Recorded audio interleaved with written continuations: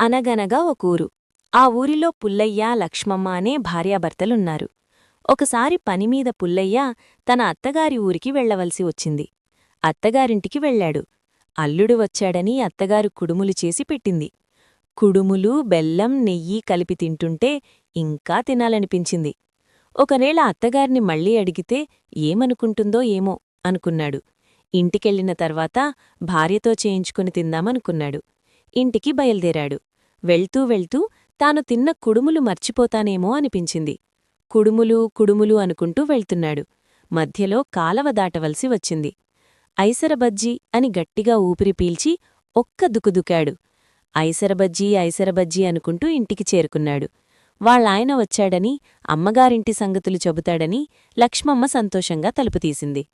ఆ విషయాలు ఈ విషయాలు చెప్పాడు. అత్తగారు వండిపెట్టిన ఐసరబజ్జీల సంగతి కూడా చెప్పాడు. నీవెలాగైనా ఐసరబజ్జీలు వండిపెట్టు, నాకు బాగా తినాలనిపిస్తోంది, త్వరగా వండిపెట్టు అన్నాడు.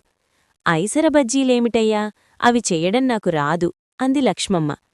దానికి పుల్లయ్యకు చాలా కోపమొచ్చింది. మీ అమ్మ చేయగా నీకెందుకు రాదు, మీ అమ్మ ఆమాత్రం చేయడం చెప్పలేదా అని కర్ర తీసుకొని కొట్టాడు. వామ్మో వాయ్యో అని ఏడవడం మొదలుపెట్టింది భార్య.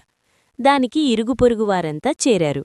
నీకెమ్మొచ్చిందయ్యా అన్ని దెబ్బలు కొట్టావు, నీవు మనిషివేనా, ఒళ్లంతా కుడుముల్లా పొంగింది అని ఇరుగుపొరుగువారంతా గదమాయించారు. పుల్లయ్యకు అప్పుడు గుర్తొచ్చింది తానడగాల్సింది కుడుములు అని. కుడుములు వండిపెట్టమని అడిగితే వండలేదని ఇరుగుపొరుగువారితో చెప్పాడు. భార్య, కుడుములైతే నేను వండిపెట్టేదాన్ని, ఐసరబజ్జీ వండిపెట్టమంటే నాకు రాదు అని చెప్పాను అంది. పొరుగువారు గట్టిగా అడిగేసరికి అసలు విషయం చెప్పాడు. తన తప్పు తెలుసుకున్నాడు పుల్లయ్య. లక్ష్మమ్మ కుడుములు వండిపెట్టింది. ఇద్దరూ కలిసి హాయిగా తిన్నారు ఐసరబజ్జీ అనుకుంటూ.